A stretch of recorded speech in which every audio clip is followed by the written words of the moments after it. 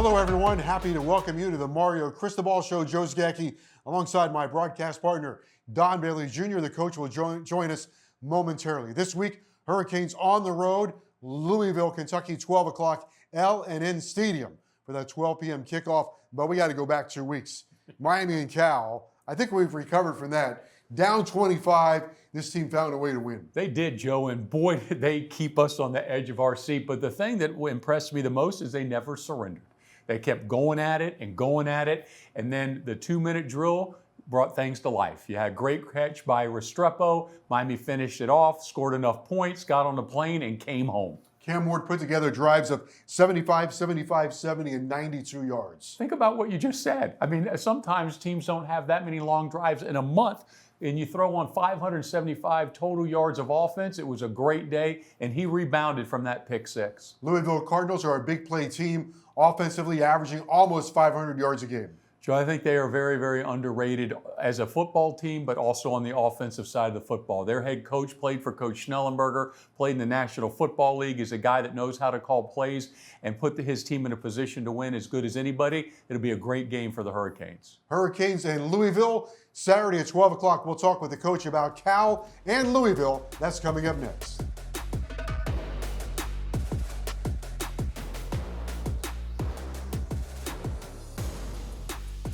Hello once again, everybody. Welcome to the Mario Cristobal Show. Joe Zagacki alongside Don Bailey Jr., University of Miami head coach Mario Cristobal joining us. This weekend, Hurricanes on the road, Louisville, Kentucky, L&N Stadium for the Howard Schnellenberger Trophy. 12 o'clock kickoff for Miami and Louisville. Coach, we've had a week off, but we still have to go back and digest what happened in the middle of the night Eastern time in California, the whole thing that went on from game day all the way through the great win for your team, down 25, and showed an incredible amount of grit and heart to come back and win that game. Well, it's a historic day in a lot of different ways. Certainly a lot of lessons learned, incredible experience for our guys, and in the end, just true grit and resiliency won out all the way up until the last few seconds of the game. So extremely proud of our players for doing so.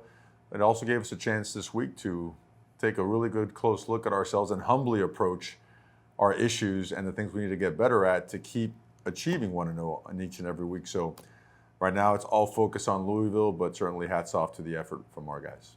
Coach, I want to go to the 2-minute drill, the final 2 minutes of the game, and it was textbook. Yeah, it was a big play by Restrepo, but that's something you practice time and time again, every single week, every single season.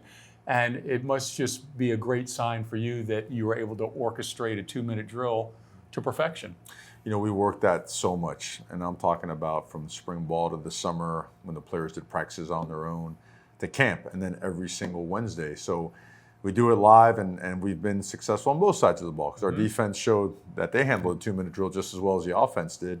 And but Cam and X hooking up on that first play certainly set the tone. And we get down, and then we hurt ourselves with a selfish penalty. Call it what it is, and we overcame it as a team, and just more proof that this team is believing more and more that there's nothing that they can't overcome. Kind of picking up on Don's point, the money's on the table against Virginia Tech, and it's 3 touchdown drives of 70 yards or more. You go to Cal, you come up with a 75-yard drive, a 75-yard drive, a 70-yard drive, and a 92-yard drive. And looking at all of those 7 drives, it just seems like there's a confidence in your team. Even though it's a hectic situation, it's very calm. Guys are lined up, and they're doing their job and methodically moving down the field. There is, and improvement for us now lies in the simplicity of playing complementary football. In other words, getting stops and scoring, right? And then getting more stops, extending drives and scoring, as opposed to doing it in spurts where we put ourselves in a situation where we have to come back. So, and I think both sides have shown that when we do it to our capabilities, that we're very effective, very capable. Now we got to marry up both sides to make sure we're playing and we're on the same page. Coach, you want to hit on Cam Ward's pick 6, and there was a time for many, many years here where that would really, especially on the road and that environment, that would really put an end to a game. And I was impressed by his resiliency on how he handled it and went back and fought. But more importantly, I was impressed with the whole travel team and everybody that was there. It was just, that's a part of it, and let's go score more points. Well, the thing about Cam, if he takes a risk, it's not. It may look careless to the outside world and something that, right, everybody says that's a cardinal sin, thrown across the field and across your body and floating it up like that. Not a good decision, but the decisions that he does make, there's a process. There's a legitimate intent behind it. So if it doesn't go the way we planned it to go, the way he planned it to go, there's going to be faith and confidence that the next go around, the next opportunity with the ball in his hands, that it will. Coach, how important is it also that he's still the guy that he holds everybody, the players, accountable? There's a play, maybe Horton has a chance to make a catch, doesn't, but Cam Ward comes back to him so often in the game that Horton ends up with a career game. And I think some of that is maybe the leadership of Cam Ward and the players respecting his leadership and also elevating their games. Well, I think it's his leadership impacts everybody, but then everyone is certainly responsible for their own self-determination. And I think Isaiah Horton's an example of that, a guy who's really taken it upon himself to work hard and develop and put himself in position to make plays on a more consistent basis. And, his development has really taken off now. He's become such a dependable target. And so have the other receivers. And we got off to a slow start. We dropped some big-time passes that we need to catch, right? If you throw the ball over the middle, you're going to take a shot anyways. Make sure you come down with it, and let's move on. And I think we learned a lot from that, and I think that our guys have gotten better and approached it the right way. So we think that we'll get even better this week. Coach, the off week, I'm sure you took advantage of it in every way humanly possible. But one thing you've talked about since day one is let routine plays be routine plays. And that's something that just seems to have to come naturally. Are you seeing more of that now? We are. I think our guys, they're preaching it. Routine plays executed with urgency, with a high level of effort, they turn into big plays. And the more consistent you can be, the more you're going to put together really good drives, the more you're going to be able to stop opponents from putting together really good drives, and the more successful you're going to be on special teams. Your defense, they got a couple of big plays. In the second half, you held them to 1 third down conversion. I think it was 2 for 10 for the entire night. 40-some plays, the interception at the end of the game. Pass rush got home in the second half. You kind of flipped the script on them in the second half defensively. Yeah, defensively, we had some really bright moments, and we had some other moments that we have to clean up. A majority of their yards came on 6 explosive plays, which is something that we had done a good job early in the season. We gave up a few at VTech, and then some of it, showed up again in this game. But we cleaned it up in the second half and started playing the type of defense we're capable of playing. And that's what we're building off of, because that got us back on track. That shows the type of defense we can be. The level of commitment and detail has certainly been cranked up. So we expect to have a great week of practice. Wesley Basaint, this whole season has just gotten better and better every single week.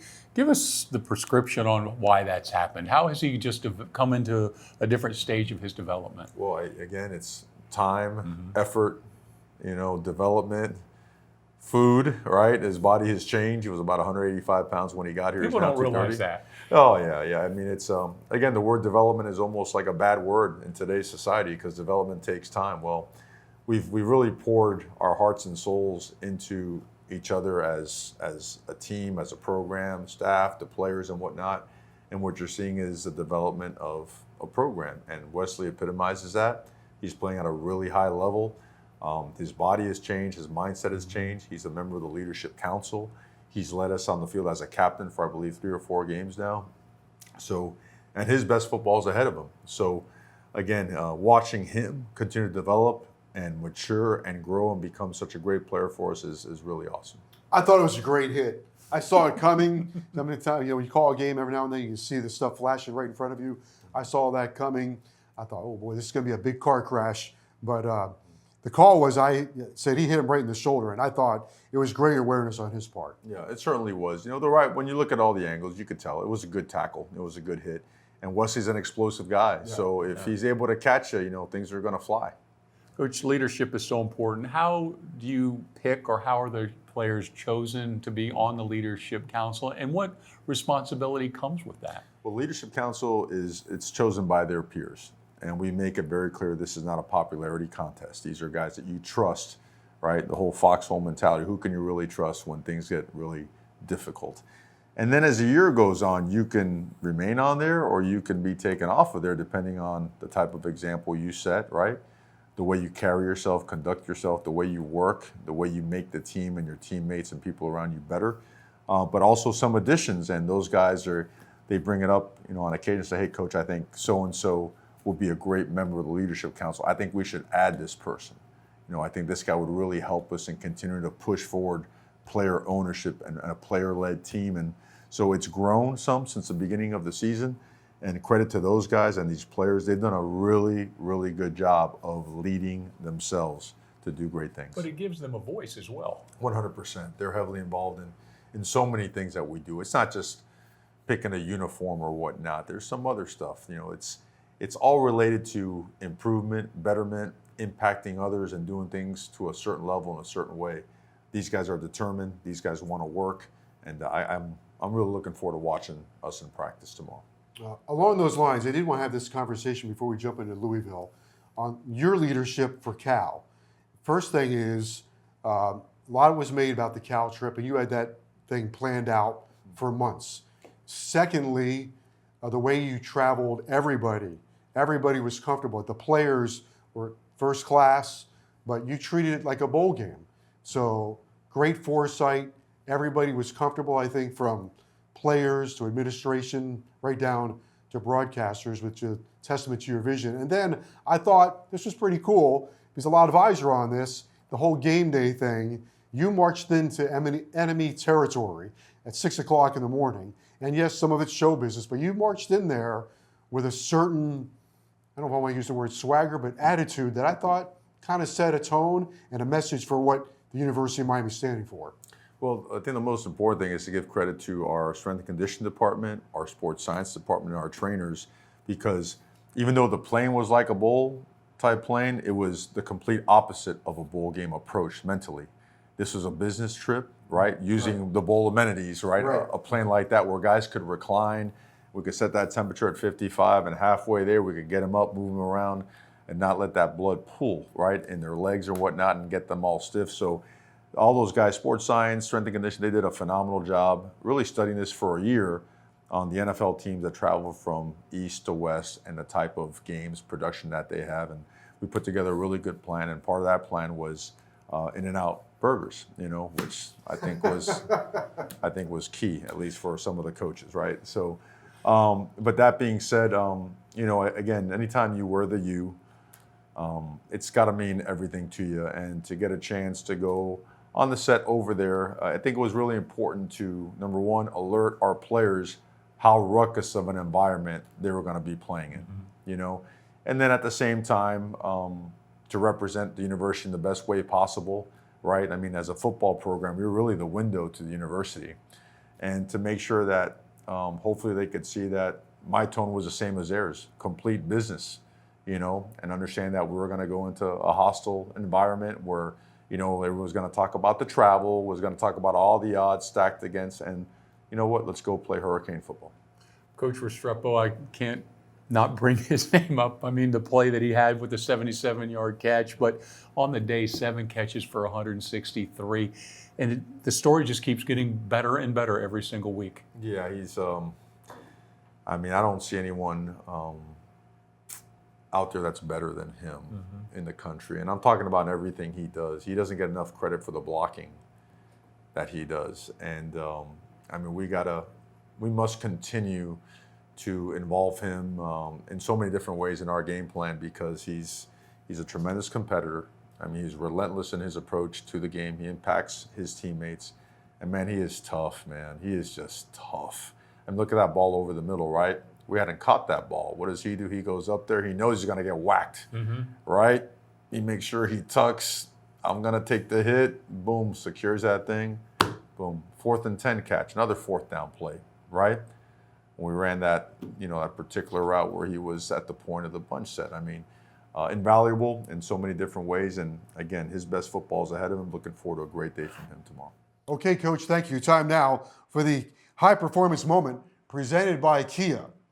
I must say, this is going to be the moments presented by Kia. This is all Cam Ward in the fourth quarter, Don. He engineered drives of 75, 75, 70, and 92 yards. Look at some of the down and distance on some of these plays. Well, the first one was a 4th and 6, Joe, and he threaded it perfectly, picked up the first down, which allowed Miami to continue the drive. And then you look here, a 4th and 10, keeps his eyes downfield, never rattled, finds Restrepo at the marker. Miami gets another first down. Great combination of Restrepo and Ward. He's going to run on this one. Hurricanes were 7 for 16 on third downs, 3 of 4 on fourth downs. You know, I watched Cam Ward run the football, and Joe, it's easy for him. But you have to realize how unselfish he is. He could run it a lot more, pick up a lot of more yards in the run game, but also bring attention to himself. He doesn't do it. He hangs in that pocket, buys as much time as he can, and comes up with plays like that. And now the game-winning touchdown. Yeah, this is beautiful here. Great with the motion across. He finds the tight end. He squeezes in, stretches out, puts the Hurricanes in position to win the football game. Cam Ward, another 300-yard game for the University of Miami. The high-performance moment presented by Kia.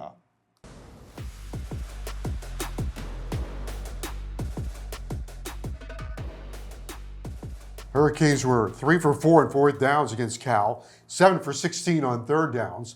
This Saturday, Miami and Louisville, L&N Stadium, Louisville, Kentucky, 12 o'clock kickoff. Hurricanes and Cardinals meeting for the 17th time. Canes go on the road for this 12 o'clock kickoff against a Louisville team, coach, that has lived and died by the big play. Going into their game against Virginia, they were second in the country in plays of 40 yards or more. Yeah, their yards per play leads, or as like you mentioned, second in the country, and they're really difficult to prepare for because they have a really large menu from an offensive standpoint. And I think we all know Coach Brahm is maybe the best play caller in the country, you know, and he's had a lot of years of experience, and certainly there's a lot of there's some mirror images here. You know, it's his alma mater, it's our alma mater, right? So.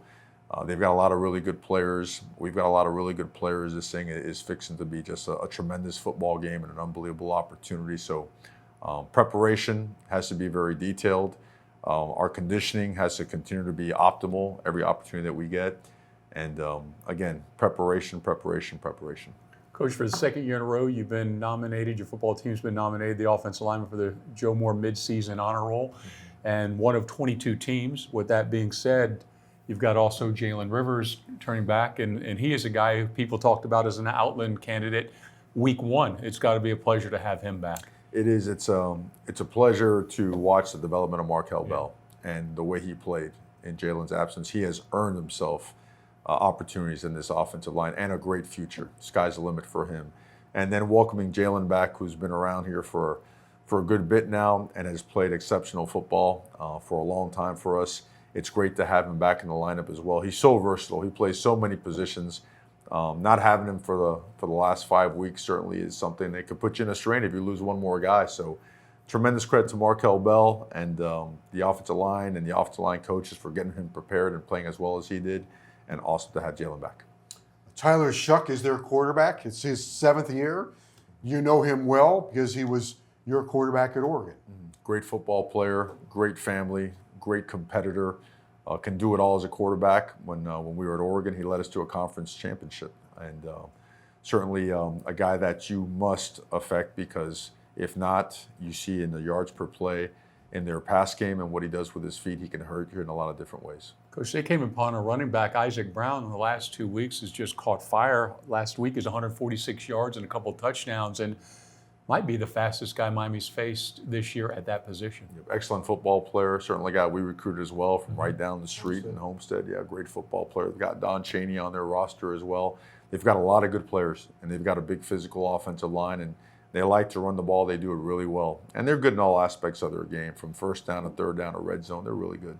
One more guy. You mentioned they have a lot of playmakers, but the Ja'Cory Brooks kid, he definitely stands out. 3 years at Alabama.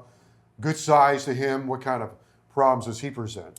Explosive playmaker and a really good body control. So contested catches, you watched one of his plays against an ACC opponent where he actually gets grabbed and spun around, does a 360, and still come down with a 7-yard touchdown pass. So the guy he's a can-do-it-all guy for them. They use him on jet sweeps as well.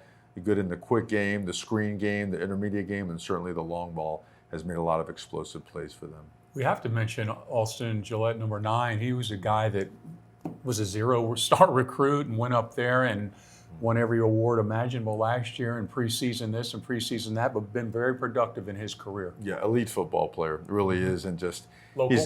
Local, right up from Boca. Would have loved the opportunity to recruit him. He's had a great career. He's extremely physical, explosive, fast, and powerful. He understands the game really well. If you watch him in the run game, his hand placement, half position, gap integrity, the way he sheds blocks. Everyone knows about his pass rushing ability. I mean, he's led I think he's led the country over the last 3 or 4 years in sacks. And it hasn't stopped. I mean, people try to double team him, chip him, use a tight end. It doesn't matter. He finds a way to get home. So just a great football player for them. They have a linebacker, Clark, who's from Central, their leading tackler. And then their secondary, Quincy Riley, looks like he's going to be back. Played a little bit against Virginia. He's a preseason All-American type of player. But then their secondary is rounded out by 5, I think I counted this right, 5 transfers.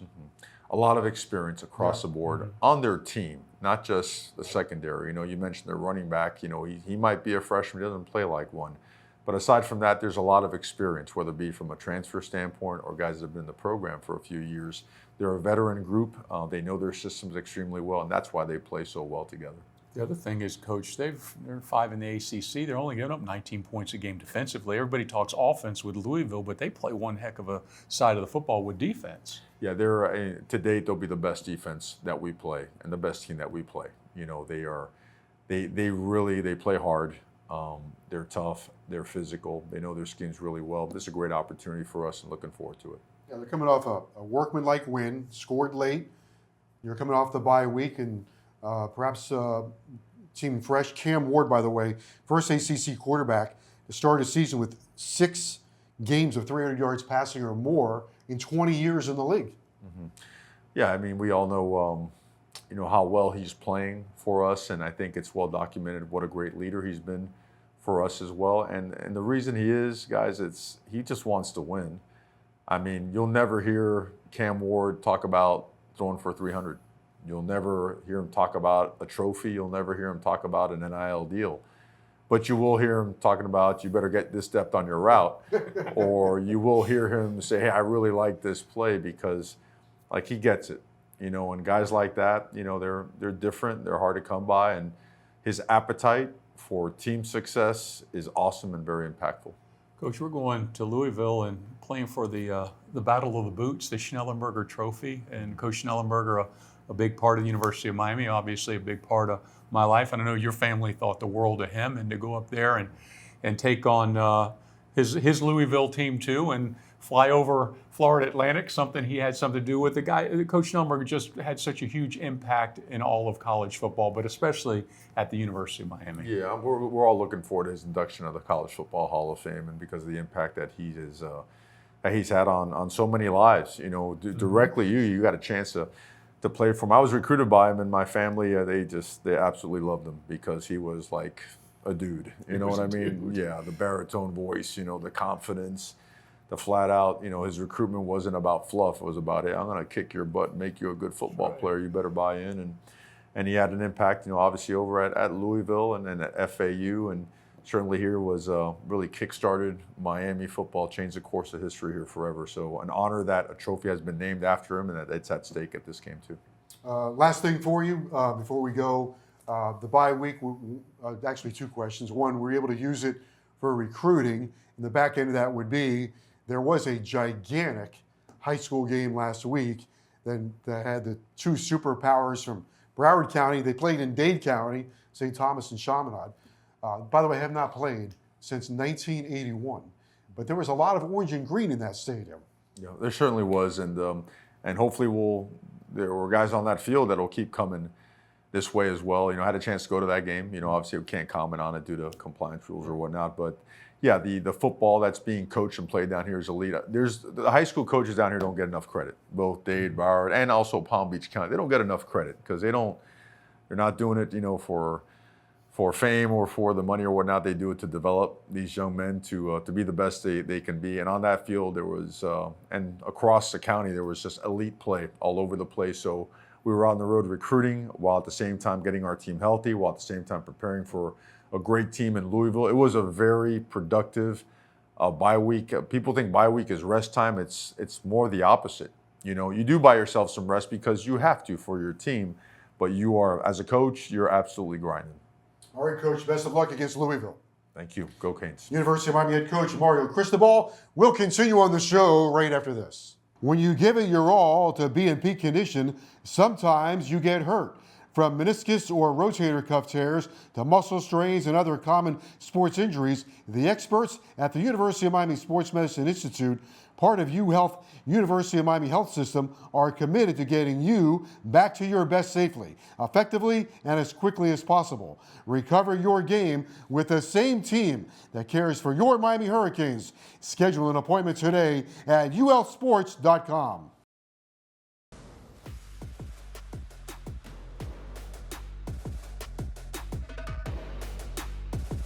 Happy to welcome you back to the Mario Cristobal Show. Joe Zagacki with Don Bailey Jr. Saturday, Miami and Louisville. As we wrap this thing up, I think a quick start is imperative for the University of Miami. And it's interesting to note that in the last 3 games, Louisville has allowed 42 points in the first quarter. I agree with you, Joe, and especially on the road. You want to get off and running as fast as you can. It's great to get a lead early on the road, and especially for the reason of taking those fans out of it. We talked about the quarterback with Coach Cristobal. He has 14 touchdowns, only 3 interceptions, but those 3 interceptions have come in the last 3 games. That they have. Tyler Shuck is a guy that Coach is familiar with. He had him at Oregon. He won a championship out there, a Pac-10 championship out there.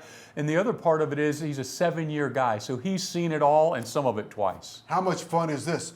Hurricanes are at the halfway point of the college football season, ranked 6th in the country, right in the mix. It's exactly where you want to be, and you have to take Coach Cristobal's word for it. 1-0 each week. We got to get another 6-0 will sound good. Okay, for Don Bailey Jr. and Hurricanes head coach Mario Cristobal, thank you for joining us. We'll see you next week on the Mario Cristobal Show.